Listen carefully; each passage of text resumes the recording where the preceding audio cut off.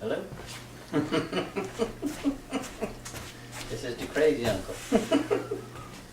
All right, good afternoon, class. Dr. Ritchie, this is Keith Farrell.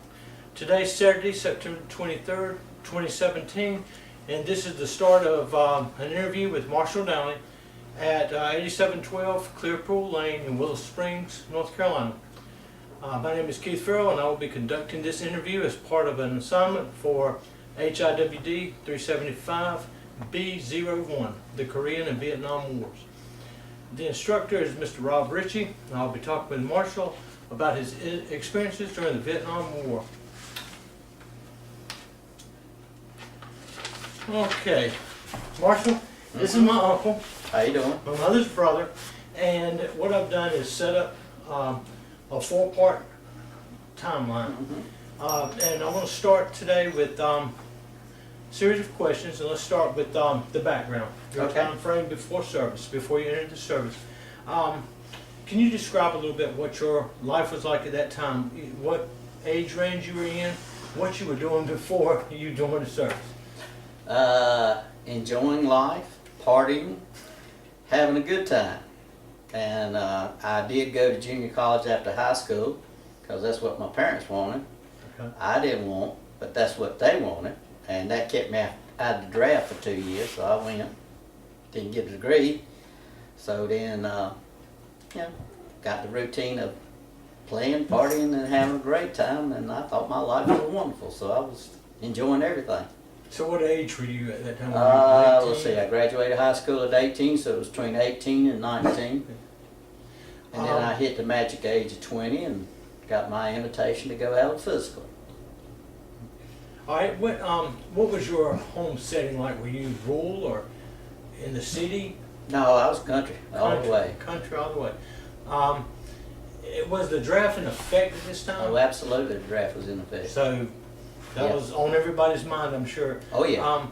Were you drafted or did you enlist? I actually enlisted. I joined on January the 6th. I actually bumped a guy. I had to drive all the way from Durham to Wilmington, North Carolina to join the Navy, and got my draft notice the next day on January the 7th. So I missed the draft by 1 day by joining. Now, I've heard from Mama there's a little story about the mail system and the draft card. Oh yeah, I was, what happened, I had tried to get in the Air Force. I was already accepted into the Air Force, but they were just waiting for a slot to open up. And of course, as I told you, when I turned 20, I got the magical little, you need to come down for your physical. And I still carry the stamp today that I'm prime grade A, meat. And so when I got back home, think nothing about it, and you get in the mail, you get the card. It's 1A, means you ready to go. And so I called the Air Force after about 2 weeks, and I said, what does it mean if I get this card? And they said, it means you getting drafted. And I'm like, what do you mean? They said, well, how long's it been? I said, 2 weeks. They said, well, I'm surprised you hadn't gone already. Every 2 weeks, it's just a matter of when you're going. And I asked them, I said, okay, when can you get me in? And they said, we can't, we're full, we don't have any openings. We suggest you try something else. So I went to the Coast Guard, the Navy, the National Guard, and the Navy in Durham told me, says, well, we can get you in, but you got to go to Wilmington to join. I said, let me go. So that's how I did it.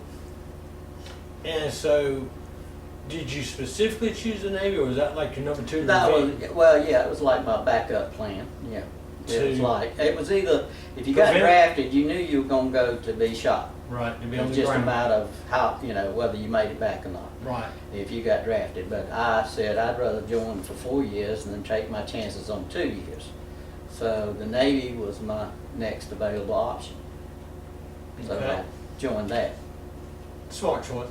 Oh yeah, I may not be the sharpest tack in the pack, but I do know how to worry about with me. Do you remember how it was the first days that once you joined the Navy, like reporting into basic training? Did you have a reception station? I know when I went into the military, we had a reception station. I thought this is going to be great, easy, but then I realized that there's something after reception. Well, see, we had to fly to Raleigh-Durham Airport, and back in those days, you had to walk out and crawl up the ladder to get into the airplane. Right. And my training was at Great Lakes, Illinois. And this was January. So I had no idea what was waiting on me. So when the plane landed, it would hit dry spots and stop, and then it hit a thing of ice and slide, and I'm like, uh-oh.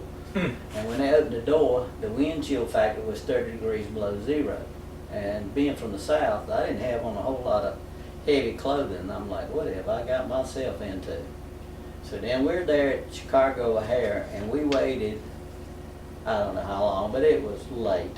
And they finally got us all rounded up, put us on the bus. You remember that? Put us on the bus. Oh, yeah. We get, you smoking and all this stuff, and you get to the gate, and the first thing they do is they slap that cigarette out of the first guy's mouth, and you had to dump all your cigarettes right there in the trash can. And from there, you go in and get your clothes and, all that wonderful stuff that they do to you, the reception committee, but it's intimidating. Yeah, the reception committee was thankful for you being there, treating you with respect, and all of a sudden you step off that bus and the braking process starts. If I remember correctly. They get in your head right off the get-go. Did you find any trick or mindset that you used to make it through that? Did you just? Oh yeah, make sure you're invisible. That's smart. That you don't stand out. Everybody's trying to be. I want to be where you didn't know I was there. And all the way through basic, that was my philosophy. I'm making no waves. I'm gonna make sure nobody knows I exist, and that was pretty much my attitude about the whole thing. I went through, and that's kind you of. did what was required, but nothing. I didn't try to stand out on anything. One way or the other. Yeah. Gotcha. So after basic training, is it in the Navy? Is it A school? Is that what you go to, or like ours? No, actually, once you're out of the basic training, they sent us to our duty stations. Oh, really? Oh, yeah. So where did you get assigned after basic? Oh, this is the funny part. Of course, everybody on the East Coast, they said, where would you like to be stationed? Of course, we all mentioned anywhere on the East Coast. And of course, where they send everybody from the East Coast, as far west as they could. So I ended up in Hawaii as my first duty station. Right. At Naval NAS Barbers Point, which was an R&R for people from Vietnam at the time. And I was spent a year and 10 months there. Then I got transferred to the USS Enterprise, and I spent the rest of my career on the Enterprise. Well, that's interesting, because I knew about the Hawaii station, but it being an R&R point, people coming back from Vietnam to spend a little time, and you're looking at the fact that you may be heading in the opposite direction, over that direction. Did you see that? Never entered my mind. Really? Never entered my mind. Well, you're young, dumb. Yeah. I was married, had a son. I was living a good life. I thought, well, this is it. This is a great Hawaii. Where else could you, stationed in Hawaii? No money, poor, but still the fact that you were in Hawaii was awesome. And yeah. Vietnam was about as far to me as it could be. And then they had the fire on the ship off the coast of Hawaii, on the Enterprise, and they had to replace the people that were killed and injured. So that's when I got called up to go to the Enterprise. So when you reported to the Enterprise, it was in Hawaii? No, it was off the coast of Vietnam. So I flew onto the ship. So you flew onto the ship? Yeah, that was an experience too. How was that trip over?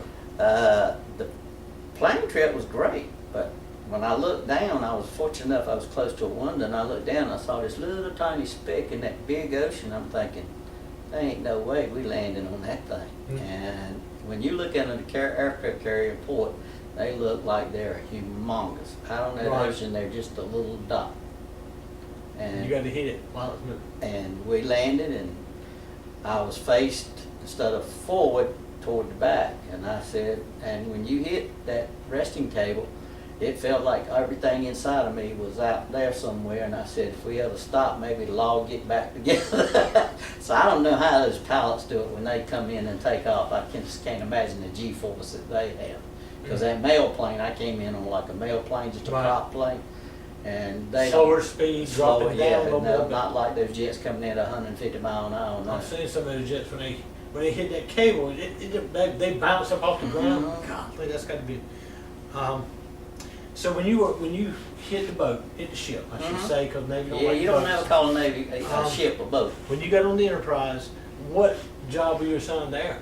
I was actually assigned to the V2 division, which is the catapult and arresting gear company. But my job there was I did the supply type thing, doing the, like, flight deck shoes, if somebody Requisition what they needed and support. and I get it, and I had to make sure all the launching, what the bridles, Mhm. resting, the T-bars. So basically I was doing the supply for the division. Unique question. I think for the class and for most people, you know, Vietnam, you see the ground troops, you see the fighting in the jungle, you see the helicopter landings, the assaults, air assaults. And for the Navy, for the ships, you see laying down artillery barrages off the coast, you see jets and planes taking off that are going to fight, but you don't see really the men that are on the ship, that are working the ship to make all these other things happen. So in relation to combat, being Vietnam, we're having a war, it is a combat zone. Absolutely. So how would you protect combat as it relates from what we know as land combat into that ship? Do you see? The only thing we ever got to see is two totally different things, and it's surprising you asked that question because I'll follow up with what I'm about to say. All right. Mostly what we saw is just like what you said. We saw planes loaded with bombs. I mean, it's amazing that land even exists to this day. We launched on, I can't tell you, I saw there was one plane that actually could carry its own weight in bombs. I had a picture somewhere, but I don't know where it is now. And that was fascinating. But they would come back shot up. If it was ground fire, you'd take a pencil, stick in the hole and break it off and put a piece of duct tape over it. And that's how they patched the ground fire holes. And you'd see them come in with the wings fall off where they'd been shot up. But as far as actual involvement, other than you see the bombs that go out, you don't relate to anything happening. And I had a friend who was in the Marines on shore, and he said, he said he can't tell you how many times they were thankful for Navy jets because they'd be pinned down somewhere and they'd call in and fire, and it would be the Navy jets on their way back, and they would come and lay down fire for them and get them out of a bad situation. So we didn't actually see that, but they did get the results from our jets going in. Yeah, it played a big part, and that's great if somebody would acknowledge on the ground, because you know, it's what they're facing is one thing, but to actually have somebody that's willing to get them out of that situation, whether it's running somebody off, whether it's defeating an enemy, killing an enemy, or whether it's just giving them that slight window chance to back off. Absolutely. So with, I'm sure getting what you just mentioned about getting ground fire, so you would hear that stories from the pilots. Did you see any of, well, I'm sure you did, but some of the wounded pilots that would make it back onto the ship that have been? No, the pilots that flew back on the ship actually weren't wounded, I think. Oh, really? There was only two things that happened. You were shot down or you made it back. Oh, that's interesting. 'Cause, you think about so many World War II planes, Right. you see the pilots or the bombing crew coming back and they've been shot up by an aircraft fire and they're coming back wounded. But I would have thought that that would, but I guess. No, they either made it back Made it or didn't. or they were shot down. That's interesting. My second phase of this was going to be, I wanted to ask you about some things with while you were in the service. Actually, there I know we transitioned through basic. You're in the service, but you went there, but not really in the combat zone. Right. So, and living that life for that period of time. So, how long were you off the coast? Was it? Well, two things happened. I was off the coast of Vietnam for 3 months, and we were actually doing and everything. And while we were there, the North Koreans shot down an unarmed EC-121. So Is that the spy plane? Or? they claimed it was a spy Yeah, plane, yeah. but it was unarmed. And we worked 7 days a week, 12 on, 12 off. And I worked nights from 7 p.m. to 7 a.m. So I was asleep one night, and thank goodness I was on the lower bunk, and all of a sudden that ship got to vibrating so bad it vibrated me off the bunk onto the deck. And I was like, what is going on? So I went up to the flight deck, and everywhere I looked was nothing but ships, 4 carriers, and all the ships that go with a carrier escort group. And I said, somebody has messed up somewhere in the world. I don't know what happened, but for 3 days they never told us what was going on. And then on the 3rd day they told us they even gave us handouts of what North Korean warplanes looked like. And they had us all pumped up. We was ready to go fight North Korea. We were stationed off North Korea's coast, and we were so close that I actually saw the coastline of North Korea. A lot of stuff that the military does, they don't tell people back home what they do. We actually flew jets over North Korea and they wouldn't come out and play. And we even loaded a nuclear bomb for a practice run. Had an armed Marine behind it and an armed Marine in front of it. And for a practice run, they loaded a nuclear bomb onto a jet sitting on the catapult just for practice in case it was needed. See, they don't tell you these things that when you're back here, you have no clue what goes on while you're over in those areas. There's a lot of things the American public never hears about. Well, before I ask a question, there was one story that I loved to hear when I was growing up. Mom telling me about your experiences, but on the trip over, now that I know about flying over and landing on the ship, but what is this that I've heard about sleeping on the ship, being hot and motion and seasick? 110 daggum degrees on the flight deck, and supposedly you got air conditioning. If that was air conditioned, it was like a fan.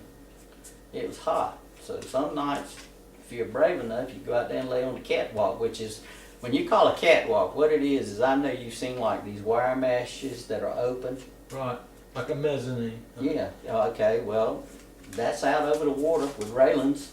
Oh, wow. And you're sitting, and there's holes in it, so you get a breeze. So you go out there, take your pillow and go out there and lay on the catwalk and go to sleep so you can get some fresh air and cool. And, because it was hot. All right, here's a couple of questions not on the, Of course, if you got caught, you got court-martialed too. Oh, they didn't allow that? Oh, no, that was not allowed. Ah, okay. I bet I add that, because in case they say it. Oh, I like that story. That's right. It's okay. I like the personal side of it. For a realistic question, just something we'd like to know is, so when you're over there on the boat and you're that far away, how, as far as keeping up correspondence with family, parents, sister, wife, you do it through the mail? Did we allow it? It was only mail. Yeah. Only mail? And Only mail. how often could Once you? a week. Once a week. That's better, because I used to hear reading books, literature on World War II would have to wait months and they get all this big bag of mail and all of a sudden they realize all these things happened, but you stayed pretty. Yeah, the mail plane made I don't know where they picked it up from, but yeah, it was, you wrote the letters and the thing about a carrier that most people don't realize, it's a city. It's a city. It's an actual city. It has its own post office, its own cafeteria, sleeping, movie, gym, you name it. Everything on the carrier is just like in a city. You got 5,000 people on the size Enterprise was living, and it's just like a city. Everything is there. It's all on that ship, and so you have all that available to you. So, but when you're in a fighting like we were off the coast of Nam, like I said, we were on work 7 days a week, 12 on, 12 off. Well, you were so tired by the time you got your 12 off, you wrote a letter, took a shower, went to bed. That was the scare. I mean, you just, and it's good because they didn't give you time to think. All you did was eat, sleep, and write letter home. Did you have your, now I'm going to ask you this, because this was not a question I thought of until you just said that. Did you have your own bunk space that was yours? Or did you have to rotate, like I've heard so many times in the ships, you have to rotate? No, I had my own, if you want to call it that. But I've heard the day shift has the bunk at night, and then the night shift. I had my own. Okay, that's good. You have little compartments that you put your personal stuff in. Right. But why I'm laughing is because you think of home, you just sit down and get in your bed. You had to roll into your bunk. And if you got scared or something and sat up real fast, you busted your head wide open. So there's only space enough for you about this wide for you to roll into your bunk. And there's 3 of them. So if you were on the middle one, you got stepped on from the person going to the top. So yeah, you're stacked like cordwood. You're sitting on a ladder, basically. Yeah, you're, and there was no ladder. I mean, that's what you used Right. was the frame of to get to your bunk, and yeah, you were stacked like cordwood, and that's what, and you lived, and you didn't bother your bed. It's all. Okay, you used the word that on the ship being its own city, you had a cafeteria. Oh So gosh, yes. that sounded nice. You get to go in there and pick your meat and vegetables and your bread and your dessert. Or how was the food? Was it Sucked. So I'm talking. I'm not actually. Again, you got to think about 5,000 people feeding them. Yeah. When you process beans, say you're cooking beans, you're not cooking them in a pot like at home. You're cooking them in a vat. And holding them a long time. And I'm not talking about 1 vat. I'm talking about 2 and 3 vats. Because the ship is, you got shifts, so it's all, the cafeteria is open just about all the time. Right. And so and they use like boat paddles to Yeah. stir it with and everything. So they didn't do like your mama did. It won't Seasoned. season. And I know every Sunday night now we had steak cooked to order. You picked your steak, they cooked it just like you wanted. And at the end of the serving line, they had like a fish tank full of lobster tails. All you could eat. What? And they would have a baked potato or a roll, and a roll. If they got the baked potato right, you could throw the roll against the wall and bounce around like a baseball. If they got the roll right, you could throw the baked potato against the wall and it'd be like a basketball. They could never get the baked potato or the roll right, but the steak was delicious and the lobster tail was fantastic. And we had a donut machine. Krispy Kreme. It's just like Krispy Kreme. Every morning, if you wanted donuts, that thing would turn out. Ain't no telling how many donuts a day. It was. We called it. They said it was nuclear powered donut machine, and it was constantly. They cooked your eggs. They fed you good. It's just how they prepared.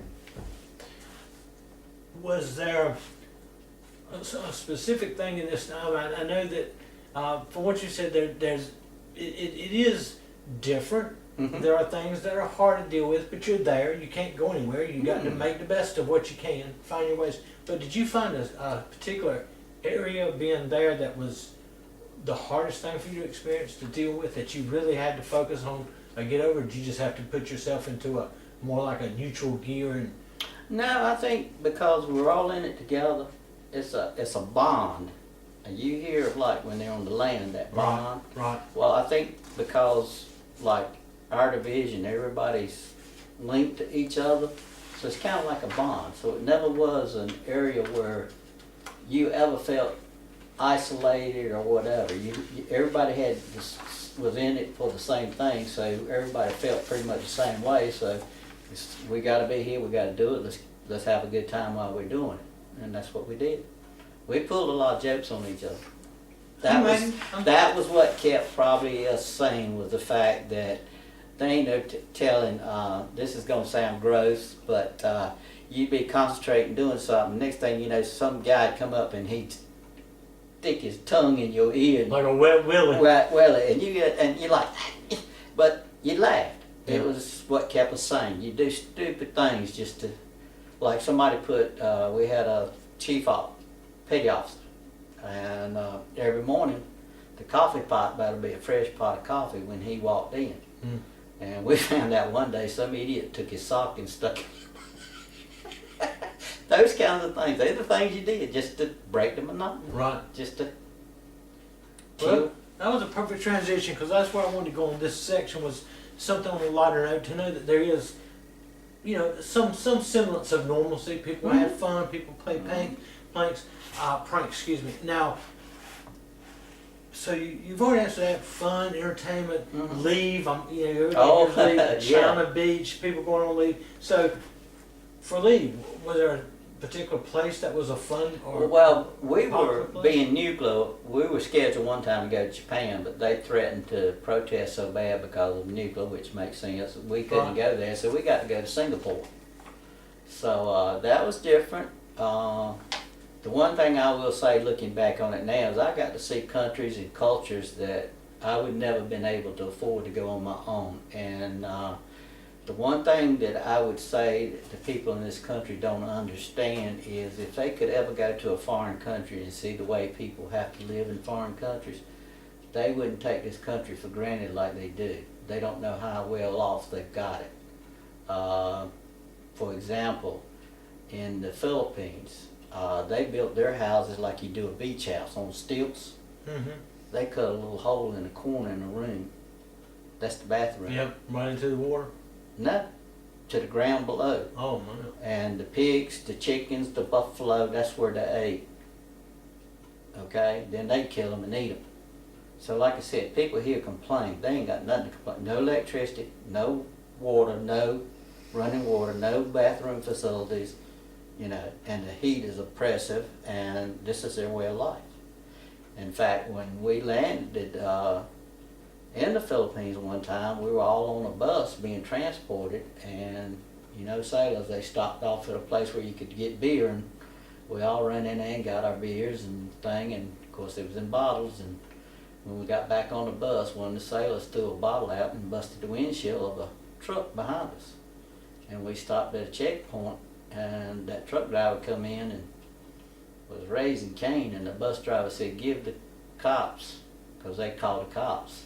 He said, "Give the cops your loose change. Don't give them no bills, just give them your loose change." And we did, and he made the guy in the truck get off the bus and go on about his business. So they loved sailors because we had dollars. Yeah. So when you talk about your guys that you work with, the chief petty officers and whatnot, so the people you work with, that you served with, I guess you have a good relationship with the guys you work with, because you're all, like you said, if you had the same mindset that you're all in it together. Oh, you're stuck. Like you said, you got nowhere to go. But was there a difference between the enlisted and the officers? When you were, this is the fascinating part. When we were out off the coast of Vietnam and North Korea, it was first name basis, officers and enlisted, just like everything. But as soon as we started heading into shore, it was back to Davy Jones's Navy. Yeah, you had to go back to yes sir, no sir, all that. But once we were out there, we were all doing a common thing, and everybody's in it together. It was first name basis. You didn't have difference in rank and everything. But like I said, now that said, there is a difference in. They say there's no segregation in the military. Yes, there is. I was fortunate enough. I worked in the bow, right under cat number 1, and right beside our office was an officer's bathroom. I had to walk all the way to the back of the ship to go to a bathroom because of being enlisted, I was not allowed in their bathroom. So that's where your segregation. There's definitely a difference between officers and enlisted. So the segregation would not be between races, because that can only be a mindset of individuals, but there was truly segregation between, like you said, the officers and the enlisted. Yeah, because you couldn't go, I mean, I actually had to learn to use the bathroom twice a day, I would hold, because it took so long to walk to the back. So I would, let me rephrase that, 3. Because in the morning, relieve yourself, middle of the day, relieve yourself, and then at night when you got back, relieve yourself. So you held it the rest of the time.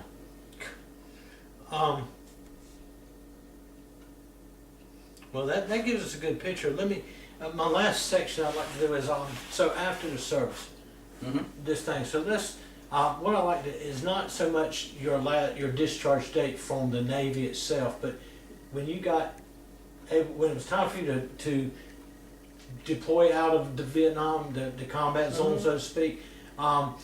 Do you remember that day that was scheduled? Was it something you knew was coming and you could kind of tick it off? We knew the exact day we were going off of the station, and they would let you go up and write stuff on the bombs to the Vietnamese, North Vietnamese, farewell, whatever you wanted to. And yeah, it was a big celebration. It was. So, do you remember that? Well, I'm sure you do. The last day aboard the ship when you were relieved, you remember that day? when I was discharged from the ship. Yeah, what were you doing? What was that day like? What were you doing? How did you leave the ship? Did you fly back out on? No. It was in port. Okay. We came back in port, and we were in port, and I got to. They whistled the ones off leaving, and No. You just because everybody has a different date of discharge, and you got to go through all this, through medical and all this. I'll never forget. They were trying to draw blood out of me, and they couldn't. The little tube didn't work for the suction, and the idiot was taking and thumping it with his finger. Well, you can imagine with a needle in my blood vein, yeah, how that felt. If I could have killed him, I would have, but I wasn't about to say nothing because I wanted to get out of that ship. But when he pulled the tube off that won't work, and I sprayed him with blood in the wall behind him, so I got my revenge. But you didn't say nothing because you wanted out. And they give you your discharge papers, and you salute, and you leave the flag, and bye. So you went back to Hawaii? Is that No, where? I went home. Oh, so this was the end of End of it. When Okay, I so got- what about your wife at the time? Was in Hawaii when you left to go No, to Vietnam? or she was at North Carolina. She had Oh, so already she had come home. she had already come home. She knew I was getting out and everything, and she was already established in Durham Ready to go. with my son and everything. And then I came home and we started on our life from that point on. So were those immediate weeks? How was it to make that? You know, the first few weeks, 3 or 4 weeks, was it just like I don't know what I'm going to do now, or were you just ready to make that Just transition? move on with your life. Because you know, wonder about that so many times. you have a bitterness of. I think the Vietnam veterans did because of the way we were treated. To be quite honest with you. In fact, when we pulled into California, they told us if we were on the street, because they were protesting the Vietnam War then, that if there was a protest going on, we were to get off the street when Right. we were in uniform. It left a bitter taste in your mouth the way the American people treated you. Actually been spit on in uniform. That's a hard thing to take. So I would say most Vietnam veterans had an attitude when they got out. I ain't gonna curse on this, but Right. it's like y'all. Yeah, Uh-huh. I could see that, and more through several classes here at Liberty, trying to think more of the behind the scenes, the bigger picture. I could see where there could be more understanding between a serviceman and a civilian in both protesting the war, protesting while we're there, what we're doing, but for somebody to take it out on an individual that really has no choice, that's not a fair way to express All right. your And hatred for you what's just- going on. You just kept it inside. Now I did. The only thing I ever did to express my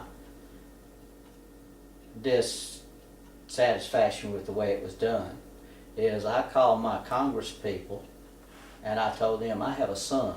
If you ever pull another one of these wars for politics, which is all Vietnam was a political war. There was a good saying back then that war is healthy for all non-living things. In other words, basically business thrives, everything thrives except people. They die. And that's the way I looked at it. You go take a hill. You hear the stories of they go take a hill and then they have to get back off the hill, and then the North Vietnamese take the hill. You got to go back and take the same hill you fought and died for. A lot of people died for. It was stupid. Yeah. I mean, it was nothing but a body count political war, and I told them that I would personally take my son to Canada. He would not fight in a political. Now, if you went to win it, and this is the part, we could have won that war, but they never went in with the intentions of winning. We could have won the war, and that was the 58,000 American men lost their life because of that philosophy. They never intended to win it. So that was that's a good point, because that was where this I was going to go with a question about to understand what your mission was, and so it sounds like you're already saying, it kind of alluding to the fact that the mission as a whole. Now at the ship, you knew what your mission was on the smaller scale.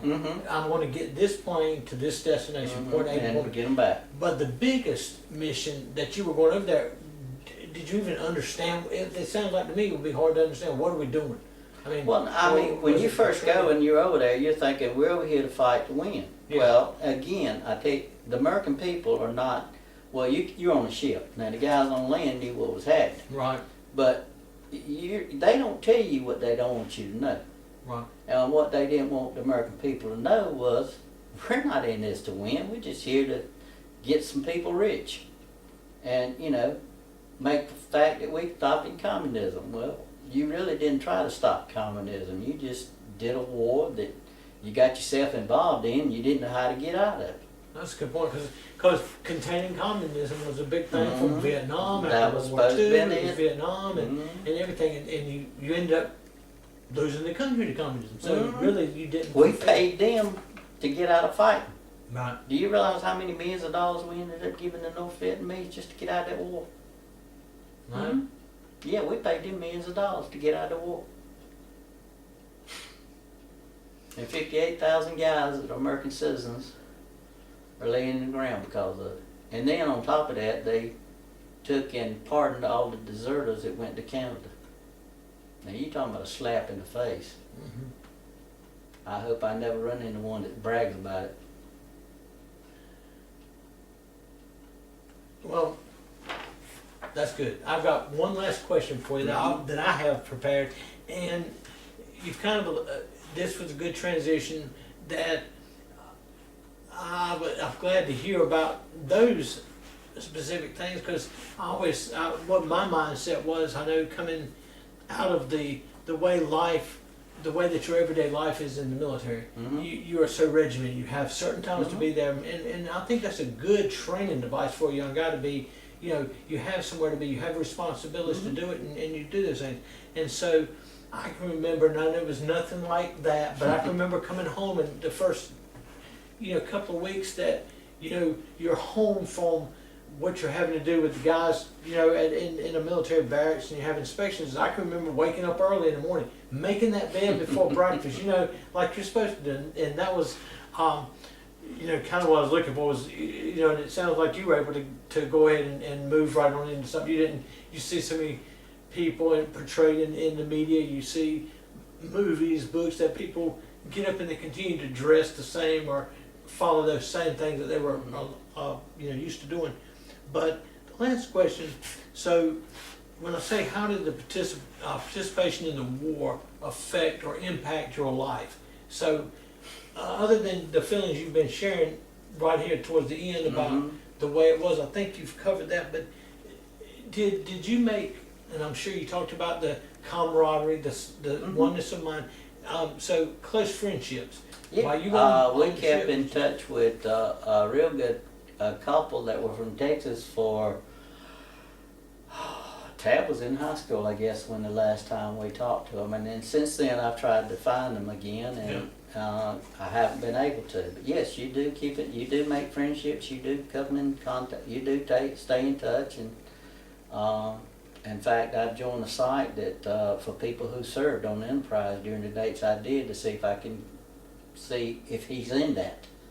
But I haven't been able to locate him yet. So. And I'm glad to hear that. I can see that from especially something to like that experience, because that's more so than just serving some time and getting out through that war experience. Because I can remember, that kind of bond that I made with guys that experienced the same type of lifestyle. And I can remember getting letters, and it was great to hear from somebody, make a connection several states away, and you think, okay, we'll see each other. And then as time goes, it just triples because we have life. Yeah. But to want to get back together, that's great. So that is the last question I have. I would like to thank you. You're I welcome. was so excited to do this. Well, I can go on forever if you want more. I can. I know you can. I don't want to cut that short, but I know I promised my mother this morning that I would bring this to her next week because she wanted to be here to see that. Yeah. So The only thing I will add is you do end up with a sense of bitterness for a long time. You feel like you wasted 4 years of your life. I was always 4 years behind everybody that didn't have to go. right, It took me basically 4 years to catch up where I should have been. And you do have for a long time a certain amount of bitterness, not toward people, but because of the fact that you feel like you wasted your time. Right. But looking back on it now, as I've gotten older, I wouldn't trade it for all the money in the world for what I learned and what I went through and what it gave me. And personally, I think every male, female, as soon as they graduate high school, should have to do just like Israel, 2 years of service to put structure in your life, which I needed, which you will get, and you will learn what you want to do with the rest of your life. The one thing the military will teach you, it makes you think about what you want to do. And you either say, I like this and I'm going to stay in it, or you say, this ain't for me and I know what I want to do now with my life. And I think it gives, especially today with the kids in the world, they have no direction. And this will give them direction. I think I am a full supporter of that. It will give them direction. Yeah, some going to die, yeah. But people die every day. But they'll learn a whole lot from it. I found that just for my limited time too, you do a lot more with a lot less. Mm-hmm. You know, your day is more fulfilling. You accomplish more personally. You enjoy it. Yeah, there's not a lot of little stuff to just waste idle time on doing. So you appreciate every day that's given to you. Yeah. So I do, and I know that others would have a better perception of what's been portrayed as being a difficult time in American history with that Vietnam War. You shared your final thoughts. I appreciate that, and I want to thank you again for participating in this interview. So right now, Mr. Ritchie, this is going to be the end of the interview. That was on September 23rd, 2017 with Marshall Downey. The interviewer was Keith Farrell. Thank you. Oh, if you need me to come back and give you a lecture, I'll give you a lecture anytime you want it. I'll be more than happy to tell these kids.